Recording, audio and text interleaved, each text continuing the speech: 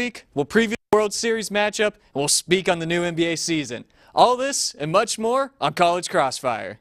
You know, I really think that Texas fans should start buying their tickets to the Cheez It Bowl because I think that's where we're ending up this season. I respect the game. I'm going to get up, grab the football, go back with my teammates and give the ball to the ref. Shout out to the Tavern and the Austin Gooners. No, not that type of gooner. Get out of my face. I've seen enough out of you.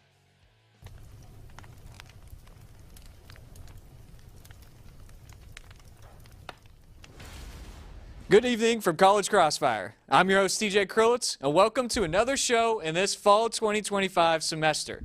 We obviously can't wait to get this show started, but before we do that, I want to share that today's show is brought to you by Cap Metro, Austin's transit system. We connect you to work, school, play, and everywhere in between. So plan your ride at capmetro.org.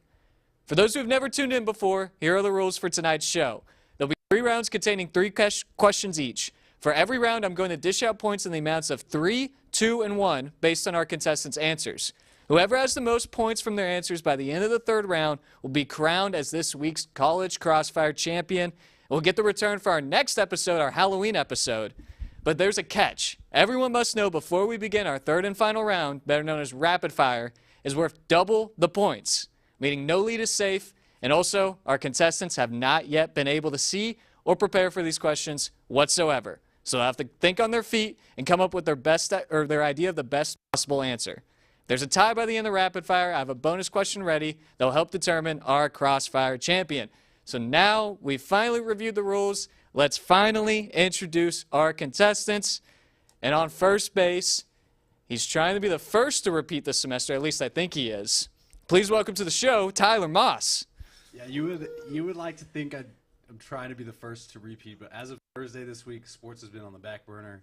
TJ, I think I have like 37 hours in that new Pokemon game, so I really haven't been keeping up with the sports world at all, but, you know, excited to be here. We'll see how it goes. Yeah, Tyler, we're happy to have you back. 37 hours? Yeah, in like 4 days or 5 days. 4 or 5 days. Okay. Something like that. It's not too bad. It's, you know, you're a gamer, man. and at second base, entering the Crossfire ring for the very first time, please welcome to the show, Kate Amen. It's Amen, but that's okay. Amen. I'm excited to be here with 2 unks and maybe get the victory. The 2 unks. I got a lot of likes in the group me earlier today. I don't know what. Yeah, it was crazy hate. It was a little crazy hate, I gotta admit. And on third base, this guy's usually in the control room making the magic happen, but for tonight he's going to be in front of the camera. Please welcome the Crossfire Executive Producer, Grabiel Silva. Thanks for having me on, TJ. Finally got some cheers in here, so I feel like I'm the second most favorite in this room. Oh, Colin's cooking back there, ladies and gentlemen. So this should be a fun show. Not executive producing. Colin's back there holding it down. See how it goes. Yeah, Colin, like the unpaid intern basically back there. Good luck out there, Colin. Hopefully we have a great show tonight. So now that we've introduced our contestants, it's time to begin the game. The first question I have for you guys. The Texas Longhorns football team is now 2-1 in the SEC, with a convincing win against Oklahoma followed by a, let's just say, a win against Kentucky this weekend. The team is still in the running to play in the SEC Championship for the 2nd time in as many years as they've been in this conference. Of course, this is a very difficult goal to reach for Texas, the vast amount of people claiming the SEC as the toughest football conference in the nation. So to you, who are the 2 teams who you say are playing in the SEC Championship this year and why? And we'll start off with the defending champ, Tyler. Yeah, TJ, I think the why is pretty self-explanatory. I just don't see either of these 2 teams that I'm about to pick losing a game. Now, the first one is Alabama. It was all fun and games to like not have Alabama compete last year, really, and to kind of watch them and get, you know, what team is going to show up this week. I haven't seen that from this year at all outside that one game they dropped early in the season. So I'm going to go with Alabama. I just don't see them losing the game. They have a pretty light schedule the rest of the way out. And unfortunately, I hate to say it, but I think it's going to be Texas A&M in there. And I know the whole country doesn't want to see Texas A&M play for an SEC championship, but they've got the same situation. I don't think, you know, they've got a couple of ranked games, but it's Missouri and LSU. I don't really see them dropping either of those. So I'm going to go with Bama and Texas A&M in the SEC championship. I was going to say, you think that LSU game, that might be the biggest test, of course, before that Texas game at the end of the season. Kate? Yeah, I'm going to have to agree with you. I hate saying this, but A&M is going to take it. I mean, Marcel Reed, a Heisman contender for quarterback. They have so many yards. Marcel Reed is able to throw to Conception, able to throw to Caver. They have over like 700 yards. It's pretty insane. Wingo only has like 320. So I hate saying this, but Texas A&M is definitely going to go far. And then I'm going to disagree with you. I actually put Georgia over Alabama. The game against Ole Miss was absolutely incredible. Gunnar Stockham, I mean, what a dog on the field. He's able to throw that ball. And, yeah, I'm going to go Georgia over Alabama. Two very good contenders right there. Grabiel, round us out. Well, unfortunately, I'm not going to be picking Texas A&M. I see right through them. They're losing to LSU this weekend and losing to Texas right after Thanksgiving. So my two teams I'm going to go with Ole Miss. They did look excellent against Georgia, and that's a tough environment to go over there and win, and they still put up 35 points. I can see them winning out, especially with their weak schedule. They only really have OU coming up. And then I'm going to have to go with Alabama. Alabama has looked unstoppable since they lost against Florida State to begin the year. I mean, they do have a couple of ranked games against LSU coming up, LSU and OU coming up, but those are both in Tuscaloosa. Again, a lot of their tougher games are in Tuscaloosa, and we saw what happens when they play in Bryant-Denny against Tennessee. So I'm going to have to go with Ole Miss and Alabama in the SEC Championship game. Man, Ole Miss has been a weird team this year. It feels like, that Georgia game was a big game, of course. They played great, but they've also been playing close to, or better, worser teams on a, much closer scale as well. But I do have to give you the 3 points because I know you talked about that Ole Miss schedule. Alabama, I think, is by far the best team in the SEC right now. I think that they're almost as good as a lock for the SEC championship. Tyler, I'm going to give you the 2 just because you also said Alabama. Kate, I'm going to give you 1. Georgia and A&M, also both very good answers as well. But going on to the next question, we're sticking with football, more on the Texas side this time. They have another road test against Mississippi this weekend, which could be another game for Texas to find their rhythm away from DKR. So to you, how many yards of offense do you think Texas gets against Mississippi State and why? Kate, you start. I'm going to give you a number. I think it's going to be 189 yards. It's definitely going to be under 200 yards. It's not going to look good for Texas offense.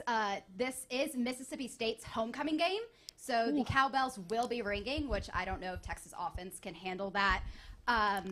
Defense, Mississippi State defense is absolutely incredible. Isaac Smith was the #1 tackle last year in the SEC, and with the already kind of doing bad Texas O-line, it's not looking good for Texas at all. So I think it's going to be a low-scoring game on Texas' side. We'll see how it goes, and Michael Taft being out and potentially Parker Livingstone potentially being out. So I'm going to go 189 yards, under 200. 189, got specific there. I like it. Grabiel? I'm going to have to go with 280 yards. I think Arch Manning's going to throw for 170. I think he'll maybe find his rhythm. Kind of got beat up last week at a night game in Kentucky. I think he'll figure it out in the afternoon there in Stark Vegas. I'm going to go with 110 rushing yards from the running backs, especially if C.J. Baxter is able to go. I don't know if he is or not, but he could definitely complement Trey Wisner in the running game. So I think this could be a good kind of a get-right week before Vanderbilt comes into DKR in a couple of weeks. All right, and then Tyler. Can we all just take a second and sit back and think about what Arch Manning did to Mississippi State last year?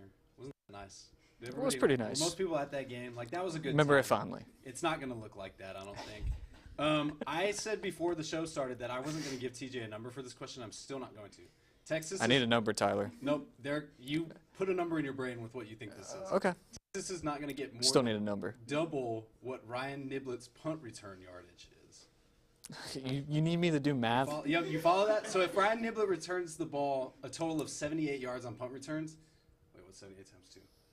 Whatever that is, they're not going to get that. I think that's going to happen because that's the only part of Texas's ball movement that I like watching on the field this year.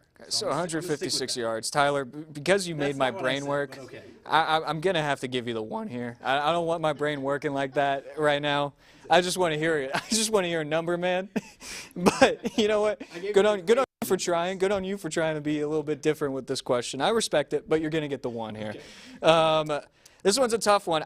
I think I have to give Grabiel the 3 here again, just because I think that the 280 is more realistic because you brought up the rushing game. I think that the rushing at Mississippi State has been terrible with their run defense this year, and I think that that's something that Texas can easily exploit. Hopefully Wisner has a get-back game. He had a great game against Oklahoma. Hopefully he can do that again against Mississippi State. So I'll give you the 3.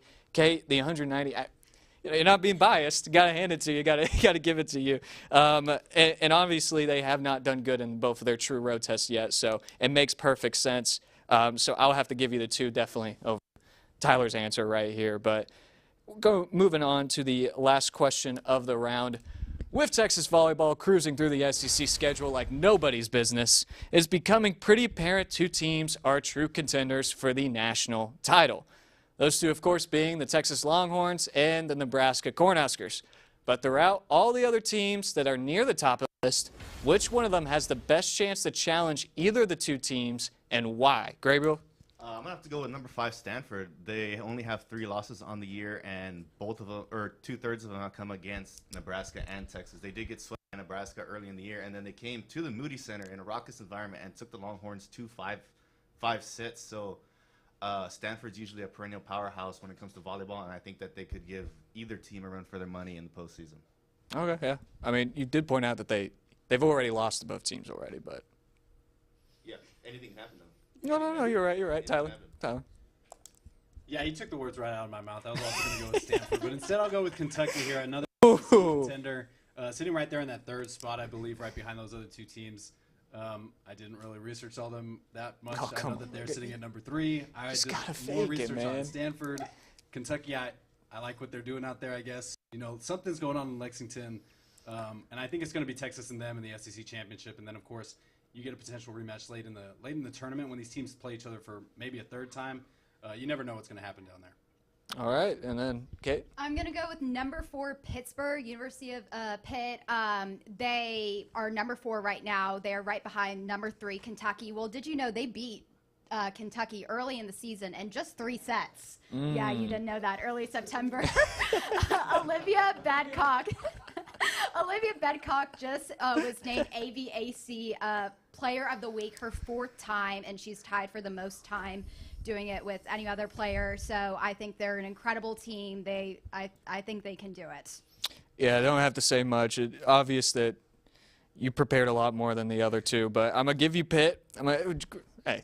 You had a good answer, too. You had a good answer, too. But Pitt, they reached the Final 4 last year as well. I think that they are a very good contender. I'm going to give you the 3 here. Grabiel, I'm going to give you the 2 here for Stanford. Kentucky's a great answer. They're a dark horse, in my opinion. Obviously, they'll probably make the SEC championship, but I'm going to have to give you the 1, Tyler. I'm very sorry. But first 3 questions. They're in the books, and all 3 contestants showed some fight, but they still have 2 more rounds to go. There's still so much more to talk about, and this is still anyone's game. Coming up on the next block, we preview the World Series matchup and talk about the NBA tip-off. Don't click away. Crossfire will start to get hot when we come back.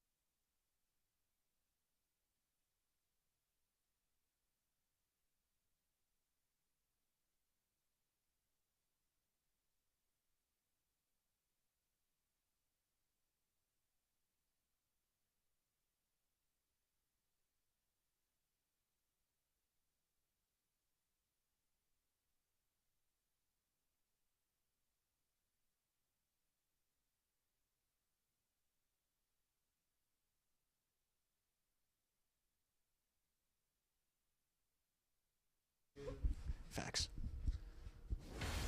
Welcome back to College Crossfire. After 1 round, we got Grabiel sitting in the driver's seat. I swear it's not rigged at 8 points. Kate, you got 6 at second, and Tyler in last place right now at 4 points. He got the math added up in his head. I'm good at math. I like giving you math problems. All right. Touche. We had a lot to talk about in the first round, and we have even more to talk about right now. So here we go into the second round, starting with question number 1. We have a matchup coming up in the World Series against the Toronto Blue Jays and, of course, the Los Angeles Dodgers. Personally, I hope both teams lose, but I know one must take the cake and win it all. So to you, will it be Canada's first World Series this century, or will the Dodgers go back-to-back? Tell me your series prediction and why you think it goes that way. Grabiel, you start us off. Well, how about that Game 7 we had? That was probably the greatest baseball game I've seen in a long time, that George Springer home run. So I think the Blue Jays are going to ride that momentum and win the World Series in about 6 or 7 games. So that's going to be my prediction. You are the only one laughing, my friend. I'm laughing because of how bad that was. So Blue Jays in 6. They have enough star power and firepower to retaliate against the Dodgers, and I think the Dodgers will win as well, but I'm gonna go with the Blue Jays. Jays in 6. All right, Kate. Yeah, no, the Dodgers are taking this. I hate to say it. They'll give the Blue Jays at least one game. It'll be out in 5. I mean, Shohei Ohtani, best performance in MLB history. There's no complaining. And when you look at the Dodgers' bazillion-dollar roster of Freddie Freeman, Mookie Betts, Will Smith, and don't even get started on their bullpen with Shohei Ohtani, Okamoto, Sneal. I mean, it's going to be bad. Did you know that ESPN actually, it was pretty crazy, that the Dodgers are the most likely to win the World Series, like odds, out of all of MLB history playoffs at plus 275. Read that yesterday. It was pretty interesting. The only reason that the Blue Jays even have a chance against the, if the Dodgers ever have a chance against the Blue Jays is because Toronto's too cold for them. But yeah, Dodgers in 5. Toronto Blue Jays will win at least one game. Yeah. They're a pretty dominant team in LA. Tyler? So there was a guy on the show last week that didn't know baseball at all, and that guy is still here somehow. She said Will Smith right now, and I thought of the dude who slapped Chris Rock. Is it not the same guy? Or, okay. Two different completely. I'm going to go with the Dodgers here just because apparently, like, baseball gets shut down if they win or something, which that has to be pretty bad. I don't know the whole situation with that. But I think the Dodgers are going to take it in 6. Obviously, that Shohei elimination game performance was, 10 strikeouts is apparently a lot, and 3 home runs is a lot at the same time. That kind of performance to go out there and do that.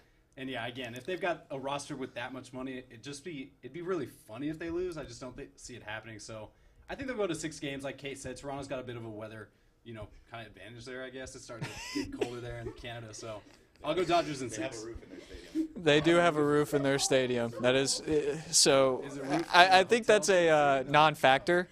But fortunately for you, Tyler, even though you don't know much about baseball, apparently, you did have my answer. I think that the Dodgers go in 6. I mean, the Blue Jays, like Grabiel said, they have a lot of momentum, but the Dodgers, their talent, their playoff poise, they're just too loaded. I think it overwhelms Toronto's momentum. So, Tyler, you get the 3 points here.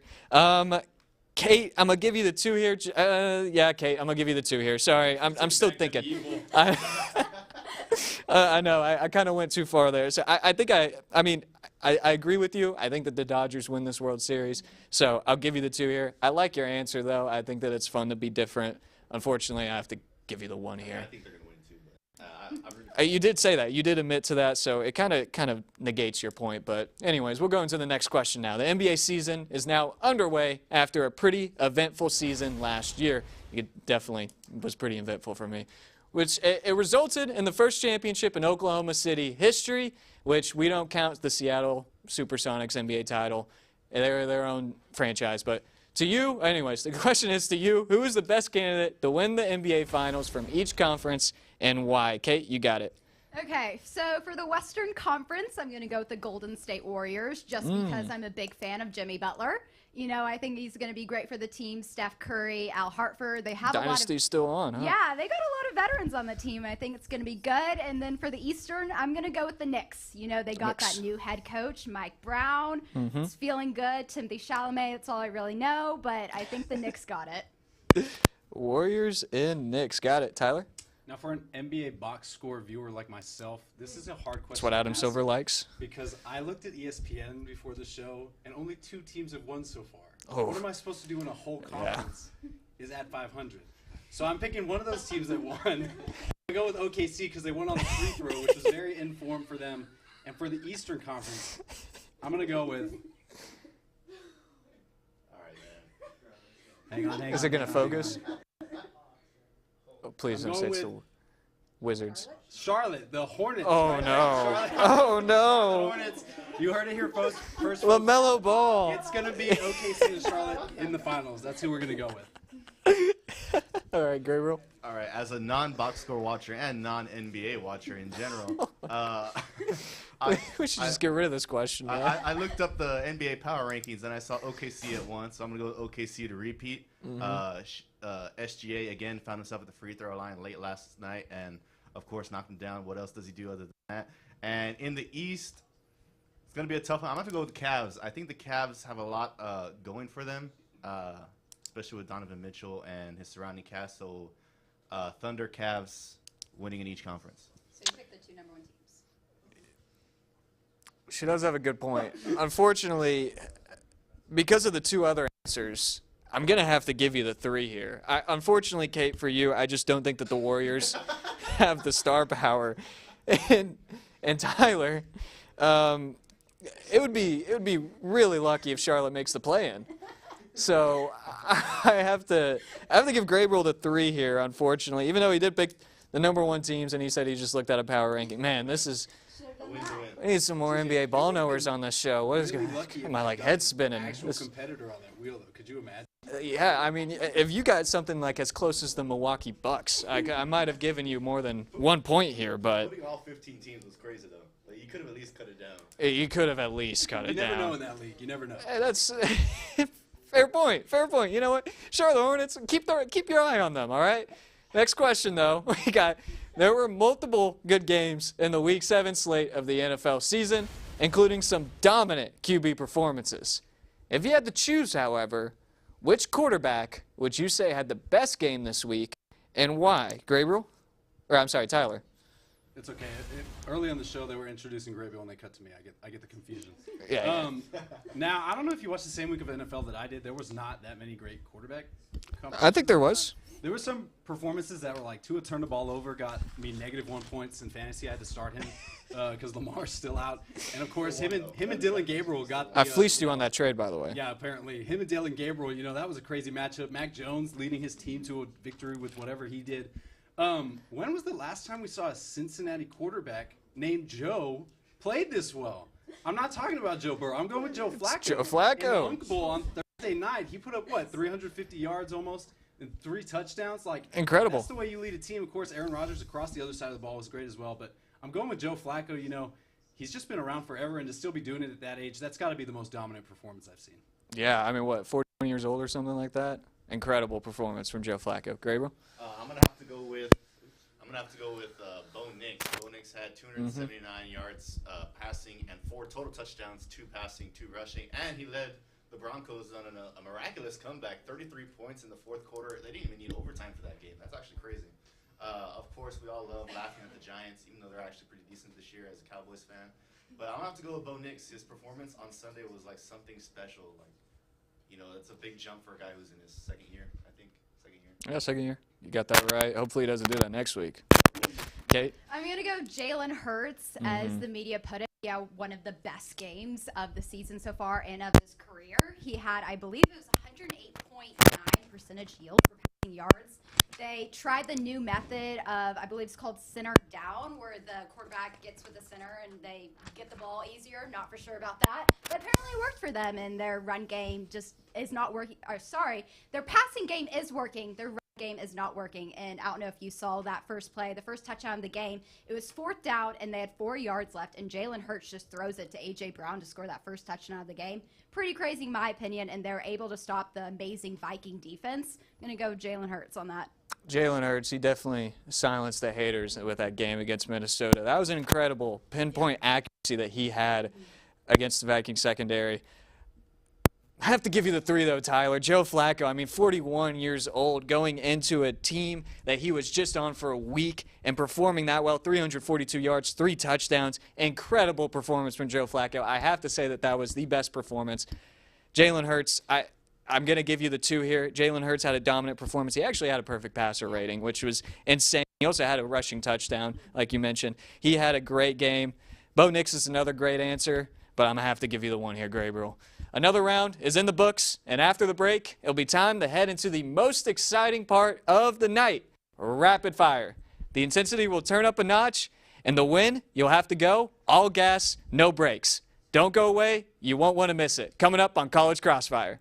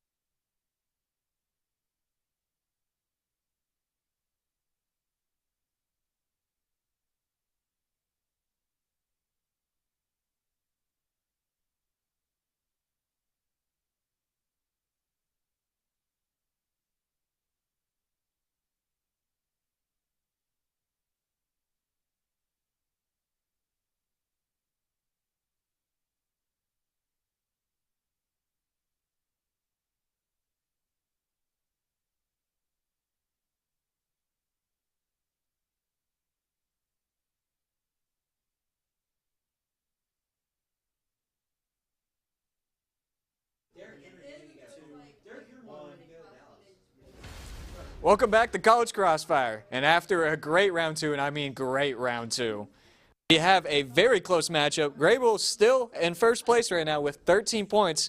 He's got two people trailing right behind him. Kate at 12 points, Tyler at 11 points right now. So still anyone's game. And now we only have one block remaining. And can you guys guess what it is? Anyone? Yeah, rapid fire. This next round is for all the marbles. Once again, the points are doubled, and the panelists have not prepared for these questions whatsoever. It's going to be all gas, no brakes from here on out. Let's get right into our first question. Game 7 between the Toronto Blue Jays and Seattle Mariners really showed the emphasis and intensity of a Game 7 in sports. While that home run by George Springer might be one of the craziest Game 7 moments in recent history, what other Game 7 results in all of sports was the craziest you witnessed and why? And anyone can go first. I'll have to say when Altuve walked off of Chapman. That's all I need to say, I think. Was that Game 7? That was Game 6. That was Game 6. That was Game 6? Oof. 0 points. Uh-oh. Uh-oh. The first 0-pointer. Yeah, you can come back. We'll give you another answer, but has anyone else got one? I'm going to have to go with Game 7, 2016, Cavs-Warriors. I mean, what a game. You know, kind of a back and forth throughout the whole game. And then you got the LeBron block, the Kyrie shot. You know, as a young kid, that was something that, like, transcended sports. You know, and then I stopped caring about the NBA. But that Game 7 was something that was memorable for me. It's been downhill ever since, hasn't it? Of course. Yeah, great. Love it. Yeah, I still got nothing to mind. You got anything? No. You know what two sports go to Game 7s the most is baseball and NBA, and I've clearly demonstrated mastery of those. Yeah, you got the 3 points in baseball. Like desperately reaching for a hockey Game 7 that I remember vividly. I got a lot that pulling I can nothing. give I'm you. pulling nothing. I got a Did I go to lot. 7? Who was even in that? I can't Oh, remember. no. So, I think you might have to just give Grabiel the 6 on this one, dude. I don't know. Well, that's a great answer by Grabiel. Does anyone else have a Game 7 answer? They've been calling this the worst Crossfire performance of all time anyways, so... Oilers, Panthers, Game 7, 2 years in a row, by the way. Miko Randon's Game 7 against the Avalanche. I'll take that one. I would have given you the 6 points with that. Yeah, I'll take that Cubs, Indians. Come on, guys. All right, It Grabiel, doesn't even exist anymore. you're gonna get 6 points. Yeah, but that was an existing Game 7. Tyler, you gotta have something, right? Sure, yeah. No, I got Oh, we have to move on. All right, this is going to be a tough grading here. It's going to be real tough have to flip grading a right coin here. between being Kate at least gave me a game. It wasn't a game 7, but we got to give her a game. She at least gave me a game. All right, I won't tell y'all who won that round, but I think it was pretty apparent. Next question. Tortilla Gate is giving the Big 12 some criticism to their recent ruling on the penalties enforced to Texas Tech fans for throwing tortillas onto the field, a long-lasting tradition in Lubbock. After a third occurrence in a game, the team will be given a 15-yard penalty and a $100,000 fine. This all comes after a pocket knife was allegedly thrown near the Kansas sideline last week. Even though I think the tortilla throwing is quite dumb, I have to say it is a shame to see that tradition go. So to you, what tradition in all of college football is the best and why? Grabiel was quick with that. This was going to be a rogue shout, but I was able to watch this one in person, and it was the Florida Gators. Every time Texas had a penalty, they just would chant, "Move back, you suck. Move back, you suck." And, like, that was intimidating for me. I had a headache after that, and, you know, especially with how bad our offensive line was, it was just, like, constant and repetitive. I would even go as far as saying I won't back down from Florida as well. So whatever they do in the swamp, I support. Well, it's better than the construction noise that people always put for moving No, back. Yeah. And you can't do that. Let's grow up, guys. You can't do that. That's another good point. Kate? This may be a basic answer, but I will have to say the 12th man of A&M is actually pretty cool. I mean, the entire walk-on team that one year when they did the kickoff, I mean, it gets the fans involved in the game with the 12th man, and I hate A&M with all my life, but I think it is still a cool college tradition. It is. And that's a good thing to put on their stadium since they don't have any national championships in the common area. So, yeah. So if there's something that gets stuck in my head more than anything else in college football, it's that. Everybody in the audience started doing it right now. That Florida State war chant, you know, it every time you see it, and you see all those arms going at the same time, the whole stadium in unison, and then you got that, like, again, it's just such an earworm also. It's mind-numbing. They do it every play. That Florida State band just loves spamming that all game. But man, hey, you got the chief. I forget his name, but the guy who comes out on the field. Yep, puts it right on. Pretty cool tradition right there. Florida State and Florida are two rivals. I kind of like those two answers there. But going on to the last question of Rapid Fire and the last question of Crossfire tonight. The newest kid on the block, the Utah Mammoth of the NHL, showcased their new mascot, Tusky. This is the Mammoths' first year with the team name after being called just simply the Utah Hockey Club last year in their inaugural season in Utah. Rip the Arizona Coyotes. So to you, who is the best mascot in sports and why? It can be live, fake, whatever. You guys know it's Cosmo the Cougar. Everybody knows this. Everybody knows this. The antics that he pulls off. If you watch Big Noon Kickoff last year with that Holy War, the stuff that he was doing out there is outrageous. It's always going to be Cosmo the Cougar for me. It's a great answer. Great answer. Okay, have y'all seen that cat that's at the football games right now for Bowling University? Do y'all know what I'm talking about? Okay, there's a cat for this small D3 college, and the cat's in the game. Like, he's on a little backpack right now. You don't know the lore of it? I don't, but Well, what, he's playing? No, you haven't seen it. It's like a Is that not 12 men on the field? Yeah, he's a live mascot, and it's like one of the players' cats. And he's now's been on the field. He's in a clear backpack, and he's like the unofficial mascot. I think Boeing College. Yeah. Bowling Green. Bowling Green? Yeah, no, it's like one of the fans. Close like enough, Bowling right? Greens, yeah. Someone pull up the photo. I think it's a pretty cool math. It's a cat. It's a grumpy cat. And he's on the field Yeah. during Or games. he's like in a little bag. Not like, yeah, mascot. Okay, And he's okay. like in a backpack. That's pretty cool. That's pretty cool. That's pretty cool.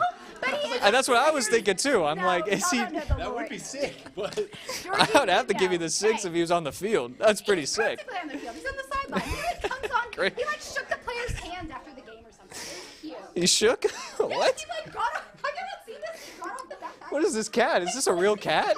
Is he playing? I swear he's playing. Yes, y'all don't know the lore of the cat. Grabiel? All right, so to finish this one off, man, there's plenty of good mascots out there. I'm going to have to go with the Oregon Duck. I think he's a very, you know, Boring. not boring. He's No a very out there Bevo. mascot. He, does a lot of antics, does a lot of things, rides on a motorcycle whenever he wants to. So I think the Oregon Duck mascot he's a classic. He's a classic. Gotcha. Okay. Let me think about who I want to give the points here. You're still thinking about that first question. Still, yeah, that one was a really, really tough one. I can't lie. So, apologies for having to process this real quick, but we did. Now he wants to do math. Hey, touche. Hey, yeah, I want to do math to make sure somebody wins. I don't want to do math for an answer, though, Tyler. You would know about messing up the point system. I would know about that. I would know about that. Okay. Oh man. This is. There is a tie. He has everything on Tie between me and Kate lives another If I have a question ready. Surely not, right? Surely not. Okay, we do have a winner. Mostly because I don't want to go through a tie. All right. Look, we had a lot of great moments tonight, definitely. But unfortunately, we ran out of questions. We ran out of time. So it's time to declare our champion this week. The College Crossfire champion is, drum roll. And it looks like I can keep my job. The winner's Grabiel Silva with 27 points. Do we have time for FaceTime? FaceTime? I'm good at math. You see, I answered Tyler's question. I got it right. For FaceTime, it's barely 9:37. Unk still got it. I came on here and, easily took care of everybody else. 27 points, that sounds like a lot. I don't know. I don't host. Shout out That's to good everybody enough. who's watching. It was a fun one. I will not be back next week, back behind the scenes. But had fun. Showed everybody I still got it. And thank you for having me on. All right, Grabiel. Yeah, that was impressive, man. Executive producer coming on. But, you're here every week. You kind of map out how to answer these questions. But you did win. Credit to you, man. Great show, impressive show from all of our panelists, especially our winner, Grabiel. Congratulations again. That'll wrap things up for us here on College Crossfire. Thank you to everyone who makes this show possible, from the contestants to the in-studio personnel, all the people in Master Control, especially our intern executive producer tonight, Colin Flickinger. Great job tonight. And to you, the audience, thanks for watching. Remember to tune into our other shows here at TSTV Sports, which include the 1-0 Sports Show on Friday at 11 and College Press Box next Tuesday at 6. We're glad you joined us here for College Crossfire and hope to see you next Wednesday at 9. This has been TJ Krulitz. Have a great night.